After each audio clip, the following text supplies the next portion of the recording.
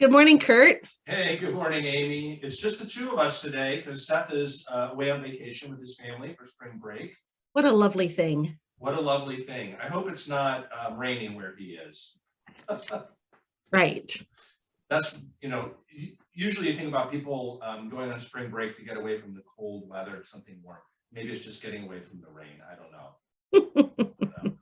Hey, we have a lot of things coming up on the schedule. And so we thought we would just go through those with a little bit of information and detail. And then we're going to talk a little bit about pastoral care in the time of my sabbatical. So that's kind of our agenda. So Amy, why don't you get us started with what's coming up? Okay, this Saturday we have the memorial service for Angeli Beery. It's been a long time coming, and our hearts are ready to remember her in this special way. So it takes place at 3 p.m. on Saturday in the sanctuary, and all are welcome. We also will be live streaming it, and there will be a light reception afterwards, a little visitation beforehand. Come and show your support to the family. The kids and grandkids are all going to be there, and Leland, and we can show our love and support for them. So you are welcome to that. Good. And then on Sunday, it's already Palm Sunday. It's kind of, I don't know, I'm having a hard time wrapping my head around the idea that we've moved that far through this season.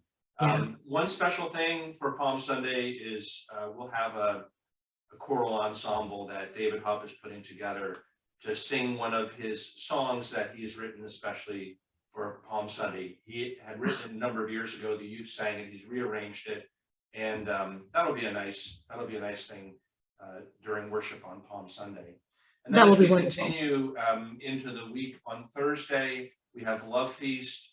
That also will start in the sanctuary, then out into the narthex. That's at 6 o'clock. Still trying to figure out about live streaming that. We thought we wouldn't, and now we're hoping maybe we can. So trying to work that out. I guess the other thing I would say is we still have the live sign-up sheet that we'd really like people to RSVP if you're planning to be at Love Feast. Don't stay away if you forgot to or didn't, but it helps us with planning. So we'll be looking for that. And then I also want to mention on Friday, Good Friday, we will be hosting the Community Good Friday service here in our sanctuary at noontime. And that will involve a number of pastors and different leaders from the community to be part of that. So that's on Good Friday. Get through all of that, and then we're headed toward Easter. And so we will gather at 7:30 in the morning on Sunday for Easter sunrise, and you can expect a service with some music and some listening to the world around us and the sun rising, and a contemplative moment to start our day. But I gotta get in there that to get to Easter, we do have to move through the steps of Holy Week. So I look forward to everyone gathering as they are able, and then moving into that space, outside space for Easter sunrise. So dress warm. Right, and it'll be in the Memorial Garden like it's been the last number of times that we've done that. We'll have some chairs available for people. Some people like to stand, but we'll be in the Memorial Garden for that. If it's raining, bring your umbrella. Right. One time, Amy, it was really pouring rain, and we came in and we had it in the vestibule in that space. So if it's really like sheets of rain, it is possible that we'll come inside. We have done that before, so we know how to do that. But if at all possible, we want to be out in the Memorial Garden. Very good. That's a good plan. And then we'll come inside into the Family Life Center for Easter breakfast. And I don't know whether they got enough people to sign up, but I know that the Fellowship Commission was asking for some people to sign up to bring 9 by 13 pans of either egg casserole or baked oatmeal, which are two of our favorite things for breakfast. We'll have other kinds of things, probably. And coffee. Oh, yes, we will have coffee, which Good. reminds me, aren't we having coffee on this Sunday? we are having coffee on this Sunday because one of the many ways that Angeli celebrated her connections with people was to be an ardent supporter of Kino Poco Mocha. And so instead of having coffee at 4 p.m. on Saturday, which then we'll all be awake at midnight together. We're going to have it after church. So it's a lovely way to come back into the practice of coffee and fellowship, which I've not yet experienced and I'm super excited about, but also to do it in memory of Angeli. Right. I'm glad we didn't miss mentioning that. Yeah. So that's this Sunday. But then on Easter Sunday, come to breakfast. And then even if you don't come to the sunrise service, you can still come to breakfast. Breakfast will start at 8, probably be finishing up by 9. And then at 9:30, we'll have worship in the regular timing that we have it on Sunday morning. So Easter worship, 9:30. And then I don't think we're having any Sundays. I don't think any of the Sunday school classes are meeting. No Sunday school. On Easter Sunday. So that takes us through this next week. And like you were saying, Amy, you really need to step into each of those spaces as much as possible to move through the whole rhythm and movement and narrative of Holy Week to get us to Easter. So, and then the other thing we wanted to talk about, and I don't know how much we want to go into depth, but since it's the two of us thinking about pastoral care, which is primarily our shared responsibility, while I'm on sabbatical, there'll be a few adjustments, and I thought maybe we could talk about that a little bit. So do you want to talk a little bit about deacons and on call and how that works if somebody needs something and let's say you're away right then? How is that all going to work?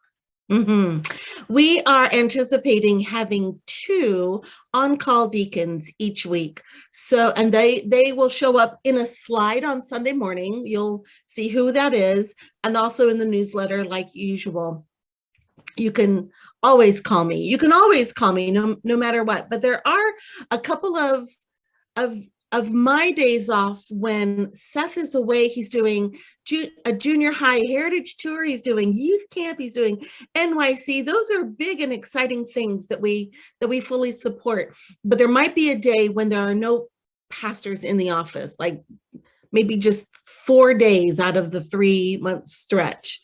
So if there is a need, call us. You can call me directly. You can call the church office, and we will have a process. We are absolutely here for you for whatever your need is, and don't hesitate to contact us. And you've got such a really good, strong group of deacons who have care, experience, and sensitivity, and between them availability. So that could work out really well. Yeah. I don't expect to be available, called. I don't expect to take any calls during that time. If there's something that I need to know about, if there's a tragic happening in the church of some kind, you, Amy, will call me and let me know. So be assured that if something serious happens, I will find out about it. But the calls really should come to you, Amy, and even when you're away, you can set into motion whatever care response needs to happen. Yeah. Yes. And so I think that's a pretty clear matter. I think it's fun and interesting and a little goofy that the whole office staff is gearing up for you to be gone, because it takes all of us to replace you. So. Oh, you're replacing me? Well, just for 3 months. Just for 3 months, and then you'll come back. Everybody is replaceable. Everybody is replaceable. It takes all of us. Well, I want to say, Amy, while we're in this little space of conversation about this, that I'm really appreciative and grateful for everyone sort of stepping into some of those spaces, and it's different. So, it's one more kind of adjustment that we're learning to make as we learn our way, both into our relationships of work, but also how the congregation works, which is something that you're learning and still learning. Yeah. It takes some time. Yes. it'll be a good 3 months. And part of the goodness will be knowing that you are unhooked and you are away, and your mind, your body, your soul, your heart is in renewal. Please. That's what I'm hoping for too. Yeah. Thanks for that. Okay, you're going to wrap us up? I'm going to wrap us up. Just I was struck, as you can see, I'm home and I'm in my front room that has the windows, and there's something about the sound of the rain, which isn't unusual to us to have the sound of rain, but there was a combination of the rain and the temperature and the birds that just held my attention. And so I invite you at some point today, now or over your lunch break or in the evening, to step into the day and just notice what you smell, what you hear, if you're actually feeling raindrops on your face, whatever it is, just notice and give thanks. Thanks. Hope to see everyone soon. Yep. Bye-bye, everyone.